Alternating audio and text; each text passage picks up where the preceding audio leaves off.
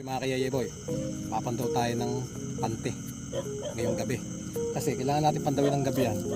Kung hindi natin pinandaw ng gabi yan, mamamatay. Kinabukasan niya, ala, puro patay yung mahuhuli natin mga isda.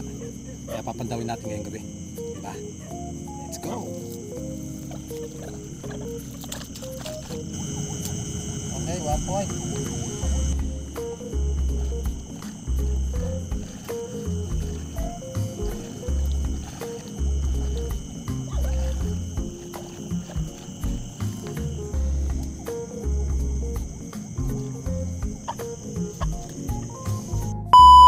Ito yung mga nahuli natin, oh. Ayan, oh. Ayan. Mga kayaya boy, oh. Ayan, oh. Yun ang huli natin sa panty ngayong gabi. Ayan.